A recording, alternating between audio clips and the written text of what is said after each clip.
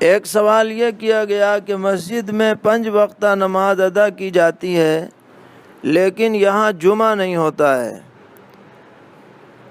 تو کیا lock down کے دوران اس مسجد میں عید کی نماز ہو سکتی ہے؟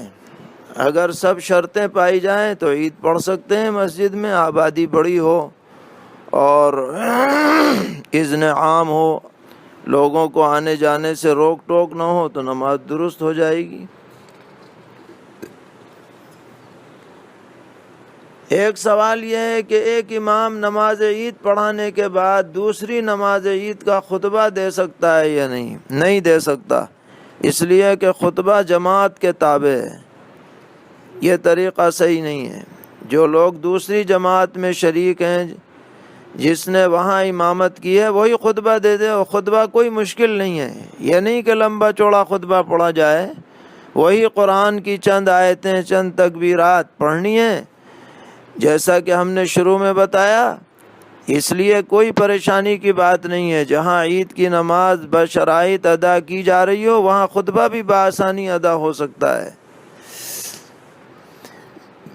ایک اہم سوال یہ آیا ہے کہ عید کی نماز میں اگر سجدہ سہو والی کوئی بات پائی جائے تو کیا حکم ہے؟ تو اس بارے میں سمجھنا چاہیے، خصوصاً آج کل کے حالات میں،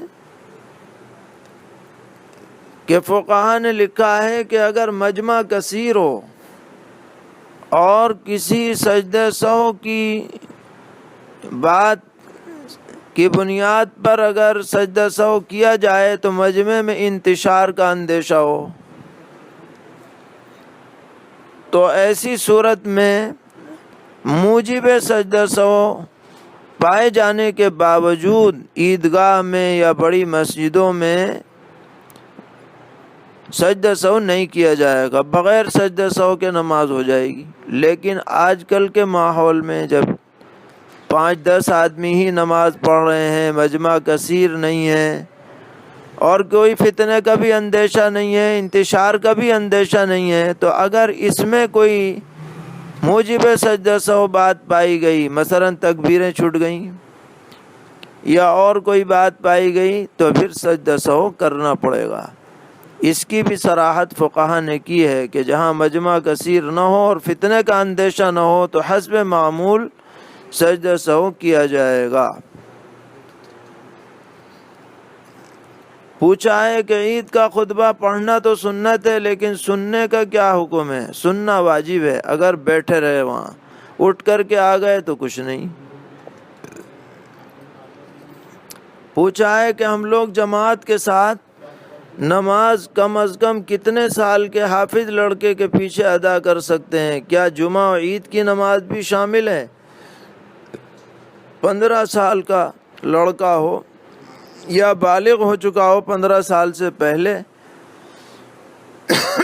تو اس کے پیچھے نماز درست ہو جائے گی۔ اسی طرح عید کی مبارکباد بھی دی جا سکتی ہے، اس بارے میں بھی سوال کیا گیا تھا۔ چونکہ عید خوشی کا موقع ہے، اس لیے عید کی مبارکباد دینے میں بھی کوئی حرج کی بات نہیں ہے۔